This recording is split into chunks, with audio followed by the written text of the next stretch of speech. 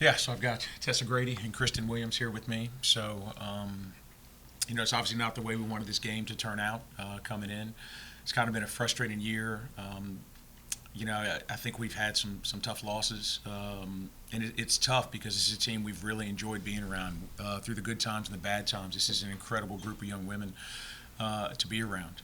It's unfortunate we had the incident with South Al today. I know Tracy Houston regrets that. She's an incredible model citizen off the floor, and she knows she can't act that way. And that was extremely frustrating for everybody. Certainly something we don't approve of in this program. It's nothing you want to see. You hate to see that in your last game.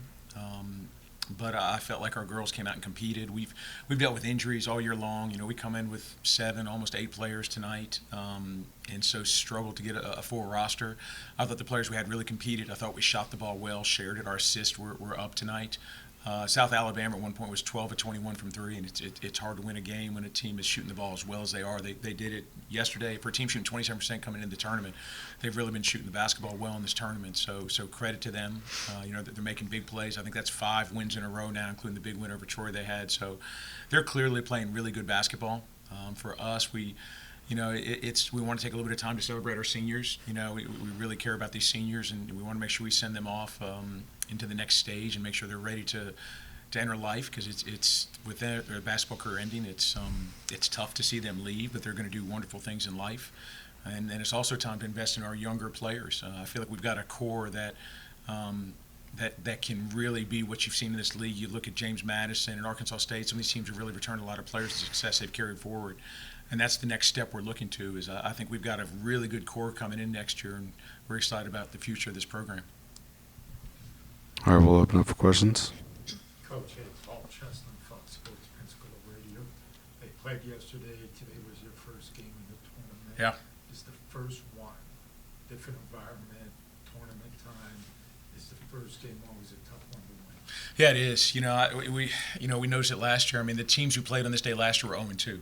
And so we'll see how this next game goes. But it's tough when you come down and you play a team who's gotten used to the arena out there, and they've got to let whoever you play has got positive momentum. They built a little bit. So, but yeah, it's I guess that's for some analytics people who are smarter than me to figure out. But whoever's been playing on this day has not fared very well with this new structure of the tournament. But still, I mean, I still think if our team is healthy and ready to go, I think. South Al shot extremely well out there, and it's still a game. If we don't go 11 to 24 from the free throw line, I think that's a game we win. So, I mean, we were right there in position to win it. It's a game that could have gone either way. We had our chance. Just didn't go our way today. For both players, wanting to share what this type of year that you had and what it meant for both of you, what's it like playing at Coastal Carolina? I guess I'll start. I've enjoyed the past 2 years here, transferring in and just being able to play the fast pace that we play, like Coastal Chaos. Coming in, I didn't know where I'd fit in, and now I was a shooting guard last year. I was mostly 2 guard, and then I had to transition into the point guard due to injury.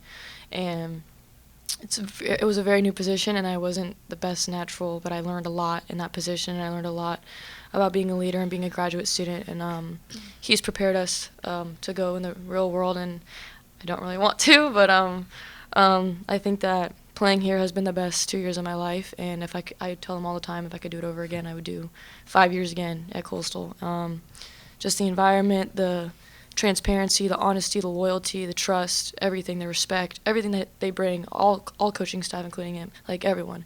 It's come in every single day wanting to work for us and work with us and just build us up. So I would do it all over again here. Yep, I'll add on that, just a special place. Coastal's a special place. It's my first year here after transferring, and you don't see the things that you see in this program and other programs. The coaches care about you more than I could even imagine, especially at my previous school. And so they just really pour into you on the court and off the court. Our game ended 20 minutes ago, and we're already talking about working on things we need to get better at, and that's just the mindset that we have in this program, and it goes a long way. And like he said, with this young core, horrible that it stinks that we had to end it this way, but I'm really excited about this young core that we have here. Coach, how tough is it to win this tournament? Just to come, all in one win, it's it. Yeah. How tough tough is it? I know you've been down Yeah. here year after year. It seems like anybody can beat anybody on a particular night. Yeah, it's tough. I think especially when you look at the Sun Belt this year. You know, I know we've been as high. I think we're currently right on that sixth, seventh best conference in the country. And when you look at your P4 and the Big East is number 5, you know, it's kind of been us, the A10, and the American. You know, going back and forth of that next best league. So it's just the Sun Belt is as good in women's basketball as it's ever been historically. So. Coming to this tournament, it's important. You know, we lost some close games this year, and so you come in at 7-11, and we could easily give you 5 games where we really felt like, geez, we could have easily been sitting here at 12-6 coming to this tournament like we were a year ago. So it's funny. Our net ranking this year is like 10 spots off where it was a year ago, but yet we've got a 7-11 record versus a 12-6 record. So it's just a credit to the league. You got 5 teams in the top 100, and so it's more important than ever to come in with a higher seed, so you don't have to go through the gauntlet of playing these early games. It helps a lot if you can make it to that Friday, Saturday window where you win 3 games and you can win the tournament. But when you're playing on Monday, Tuesday, and you got to win 6 games to make it there, it's obviously in this league it's a formidable challenge. And you elaborated on it a little bit. What's the future look like for your program? I don't know, the way NIL is, transfer portal. Yeah. You can have a last place team go to first place. Yeah. Is that how it is these days? Yeah, I'm excited about it. You know, with what we've got coming back, and our staff has worked really hard. We've got the support of the administration, and I feel like we're going to be in a position, like as we look at, obviously as coaches, you're always laying out, it used to be you're a basketball coach, now you're a general manager, you're a contract negotiator, so there's so many new things in it. But with where we are right now, we're meeting as a staff, and we're really excited. We feel like we've got the pieces coming back. We feel like we've got the resources to go get what we need. And so we're really excited. We talked about in the locker room. You hate to see this season end, but I think that we had the freshman of the year in this league. Tessa had an outstanding. We felt like she had an all-conference year. I hate to see her not get recognized for that. But I think we've got great pieces coming back, and I think if we just add the right 3 pieces to go with them, I think it's going to be a big year for us next year. We're going to have high expectations.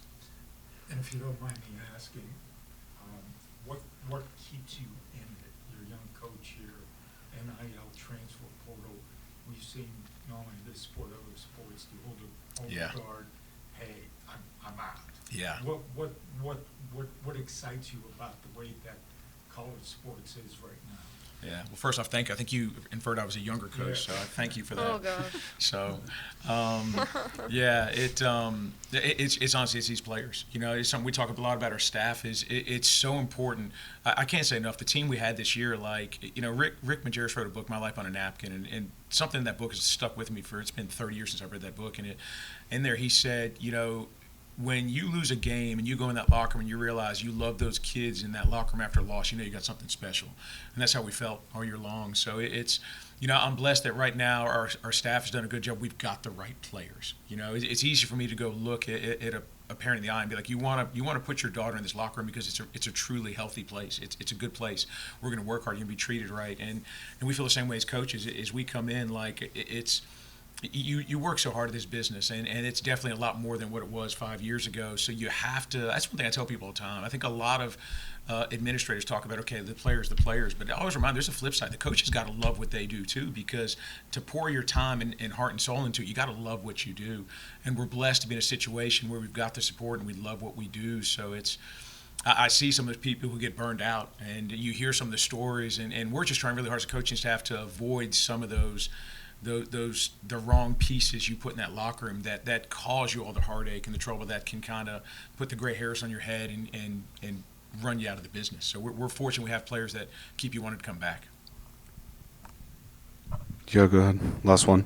Hi, Coach. Hi. Jermaine Buckner, Study Sports. Hey, Jermaine. As you go into the upcoming season, are there any refinements you're going to focus on in particular? Well, I think for us, Chris really carried us this year. Our starting point, player we brought in, our starting point guard suffered a devastating injury early in the year and just couldn't get healthy. Our backup point guard, who had planned to come back off an ACL tear, never made it back off that. Our third string point guard struggled with her health this year as well, and so we go to our fourth string point guard, and Buddy, that's she me. worked her tail off and just did everything you asked her to do. So yeah, I think what you're going to see is we're gonna really focus on getting a point guard. So I think you're going to really see us, because we've got players who can shoot it. We've got some players who can do a lot of things in that 2, 3, 4 spot. So for us, we're going to go out there. We're going to get a dynamic point guard, and we're going to go get a dynamic center. And I think you put those two pieces in with what we've got. I think you're going to see a really fun team to watch next year.